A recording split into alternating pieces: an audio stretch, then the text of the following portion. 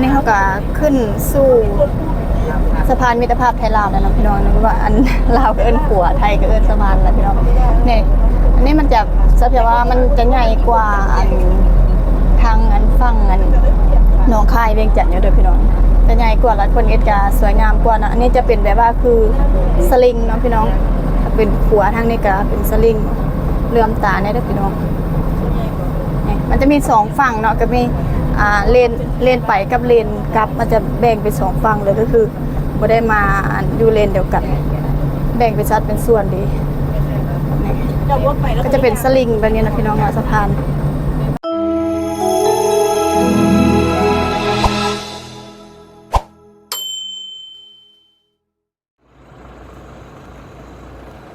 สวัสดีพี่น้องอยู่กับช่องกิเทียบกับสาวลาววันนี้เขาพามาใส่นี่ให้เบิ่งบริเวณรอบข้างมันก็มายืนอยู่แห้งแรงจากเขาพามาแขวงบุรีคำไซเมืองปากสันเนาะหรือว่าอันด้านไม้พามาเยี่ยมชมด้านไม้อันนี้จะเพียวอยู่ฝั่งลาวเนาะก็คืออันนี้บริเวณรอบข้างประมาณนี้อันนี้ด้านฝั่งลาวเดี๋ยวมองจุดอันปั๊มเข้าออกค่ะนะอันนี้ฝั่งลาวขัวเขาพามาชมขัวแห่งที่5เปิดใหม่ก็คือแขวงบุรีคำไซแล้วก็จังหวัดบึงกาฬนั่นเองนะพี่น้องเนาะนี่ก็เป็นแหล่งที่5แล้วก็เพิ่งเปิดวันที่25ที่ผ่านมาก็จะมืดๆเลยพี่น้องนี่อันนี้อยู่ฝั่งลาวเนาะแล้วก็มีขัวหรือว่าสะพานนั่นแหละเปิดใหม่ก็จะข้ามไปฝั่งพุ่นเนาะเขาจะพันได้มาก็คือมาเบิ่งเนาะพอเปิดใหม่ก็สร้างประมาณ5 ปี5 ปีแล้วก็แล้วนะพี่น้องก็เปิดเป็นทางการแล้วเนาะก็มันไปข้ามไปข้ามมาเอารถข้ามไปข้ามมาก็สะดวกเพราะว่ามันมีสะพานหรือว่ามีขัวอะไรนั่นเองเนาะพี่น้องเนาะไปเอาพาเข้าไปเบิ่งข้างในแล้วก็สิข้ามไปฟังพุ่นมาอย่างกันติก็คืออยากมาเล่นมาชมแล้วก็พาพี่น้องมาเบิ่งอันสถานที่แล้วก็ถ่ายบรรยากาศให้พี่น้องเห็นนะโอ้ยย้อนแสงพี่น้องแดดคักแดดเนี่ยแล้วก็จะเพียวสิข้ามไปฟังพุ่นพร้อมสิไปซื้อของใจของสอยพร้อมแล้วก็อยากมาถ่ายคลิปให้พี่น้องเห็นพร้อมก็คือออกมานอกสถานที่นู่นนี่นั่นแน่ก็คือนั่นแหละจุดประสงค์ก็คืออยากมาซื้อของใช้ข้ามไปฟังไทยซื้อของใช้แล้วก็พามาเยี่ยมชมพร้อมมานะก็คือมันอยู่ใกล้สะเพียวเนาะก็คือแขวงบุรีคำไซก็สะเพียวก็อยู่แขวงนี้อยู่ใกล้กันเฮาก็พอมาได้อยู่ค่ะนะไปพี่น้องไปเบิ่งอันทางในว่าเป็นยังไงเนาะก็คือใหญ่ซ้ำใดแล้วก็อันเทียบกับหนองคายได้บ่ค่ะนะก็สิแบบว่าประมาณนี้แหละอันทางหน้ากะเดี๋ยวเขาเข้าไปเบิ่งทางในเนาะ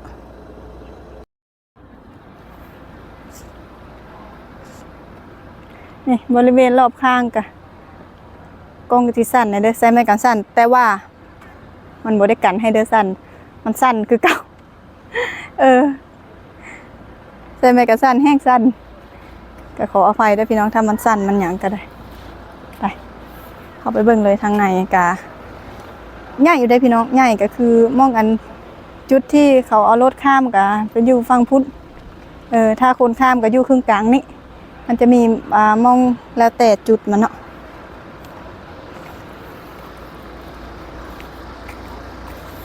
ไปเขาเสียพาไปเบิ่งขัวเนาะแล้วก็จะมีรถข้ามไปบ่ช่วงนี้ก็ยังบ่ฮู้เลยเขาต้องไปเบิ่งต้องเอาพาสปอร์ตไปปั๊มก่อนดูเด็ดเข้ามาบริเวณทางในแล้วเนาะประมาณนี้เดี๋ยวทางในเขาก็จะบ่ได้ถ่ายนะพี่น้องเนาะมองที่สะเพียวจะปั๊มบัตรจะบ่ได้ถ่ายเพราะว่าเขาห้ามให้ถ่ายคลิปหรือถ่ายรูปใดๆทั้งสิ้นเนาะไปเดี๋ยวเราไปเจอกันอยู่ทางฝั่งไทยพูดเลยก็ได้เนาะไป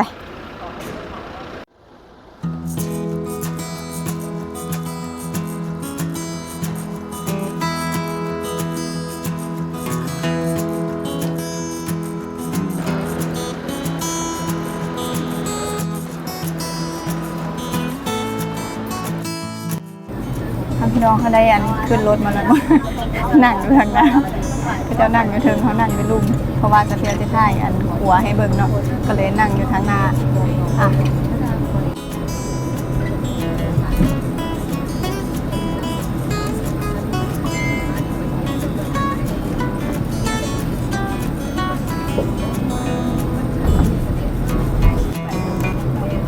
เขาก็ขึ้นรถออกจากด้านลาวแล้วก็จะเข้าสู่ด้านไทยเนาะจะเป็นประมาณนี้ทางโคดโค้งแล้วก็มีธงตกแต่งอย่างสวยงามนะพี่น้องก็มีทางแบบว่าเพิ่นเฮ็ดอย่างดีเลยเนาะอันนี้ยังอยู่ฝั่งหลายอยู่เนาะเดียวอันเอาจะถ่ายขัวให้เบิ่งเนาะพี่น้อง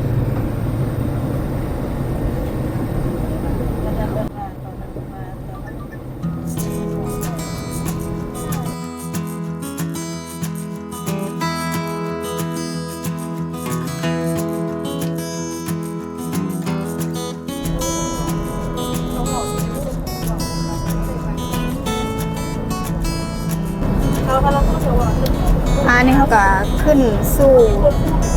สะพานมิตรภาพไทยลาวแล้วนะพี่น้องนึกว่าอันลาวก็เอิ้นขัวไทยก็เอิ้นสะพานแล้วพี่น้องนี่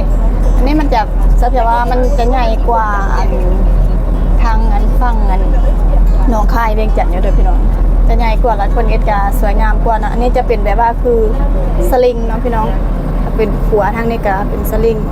เลื่อมตาเนี่ยเด้อพี่น้องนี่มันจะมี2ฝั่งเนาะก็มี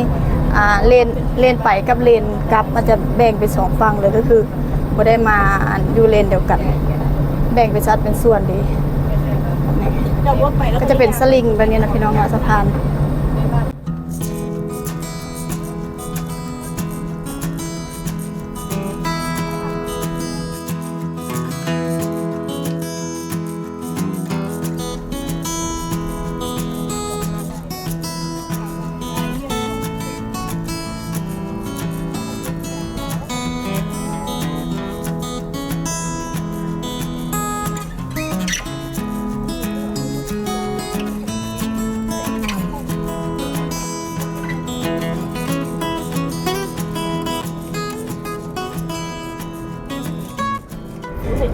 พี่น้อยนี่ก็ข้ามสะพานมาแล้วก็ที่เข้าสู่ฝั่งไทยเนาะนั่นเป็นจุดอันปั๊มปั๊มเข้าปั๊มออกคือเป็นฝั่งไทยเนาะฝั่งทางพี่อันนี้ก็จะเป็นฝั่งด้านจังหวัดบึงกาฬนะพี่น้องฝั่งทางนี้ตกแต่งงามดีใหญ่ครับพี่น้องเลยเห็นชัดอยู่บ่เนาะแดดส่อง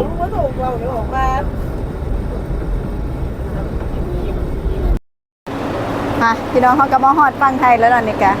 ที่รถเมย์มาบุดเดี๋ยวเนาะสะพานนี้ขวนี่หรือว่าสะพานนี้มันจะยาวความยาวประมาณ1,130เนาะก็คือกิโลไปป่ายนั่นเองเนาะพี่น้องเนาะความยาวของสะพานนะ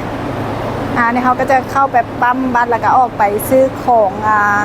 ไซส์อาจารย์ทั้งในกับโบได้ไทยคือเก่าเด้อพี่น้องเด้อเพิ่นห้ามให้ไทย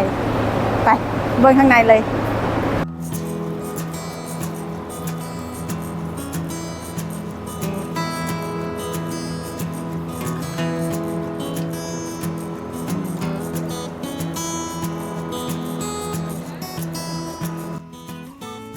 อันนี้ก็อยู่ฝั่งไทยเนาะพี่น้องในฝั่งไทยก็เพิ่นตกแต่งอย่างสวยงามแล้วก็กว้างดีเนาะ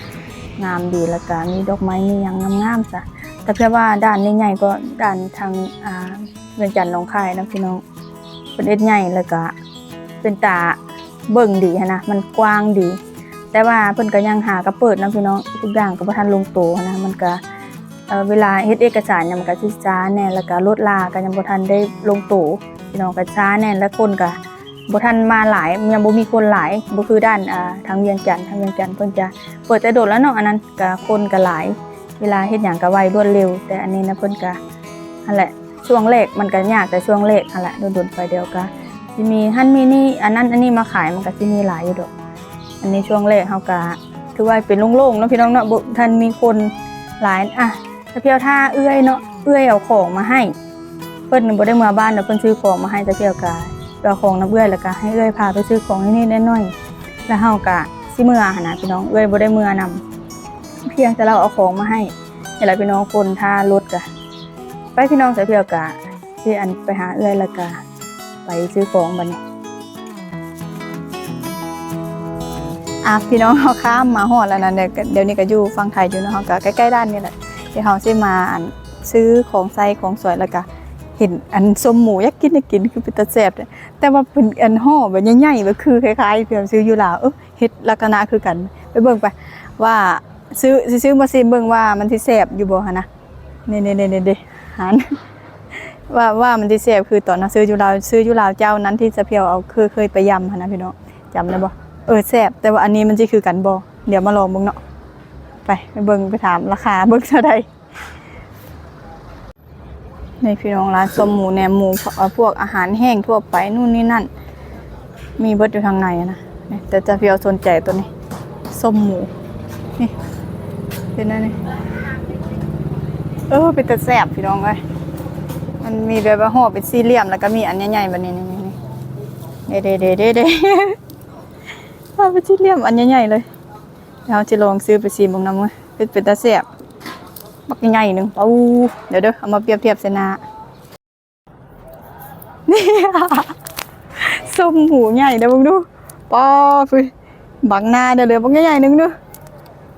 เป็นตะแซ่บเลยพี่น้องนี่ไปถามกัน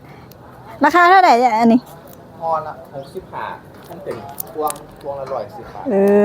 อันนี้อัน65พี่น้องเป็นตะแซ่บน้ำบักใหญ่เลยถ้าเป็นพวงนะร้อยเท่าไหร่110 บาท110 บาทถ้าเป็นอันแบบพวงห่อน้อยๆเนาะพี่น้องเดี๋ยวให้เบิ่ง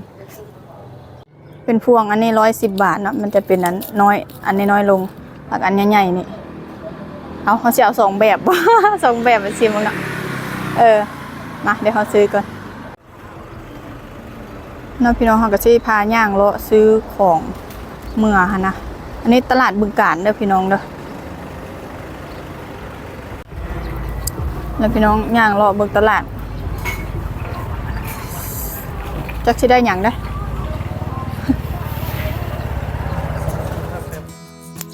พี่น้องเขาก็สิเมื่อแล้วเนาะบัดนี้เนาะแล้วอันคือถ่ายบ่ค่อยอันเต็มที่ไปได้แบตก็เบิดพี่น้องก็เลยนำมาพากใช้เอาอันนี้ก็แบตก็เหลือน้อยเต็มที่ก็เลยถ่ายทั้งนี้แหละพี่น้องใครเข้ามาก็ฝากกดไลค์กดแชร์ให้เด้อพี่น้องเป็นกำลังใจให้กันเพื่อกับพามาเยี่ยมชมสถานที่ใหม่เนาะก็คือพันลงโตบันไดนั่นแหละพี่น้องถ้ามาลงโตงามประเทศงามก็เลยเดี๋ยวเฮาสิมาถ่ายให้เบิ่งใหม่ถ้ามีโอกาสได้มาพี่น้องนั่นแหละสำหรับมื้อนี้ก็บ๊ายบาย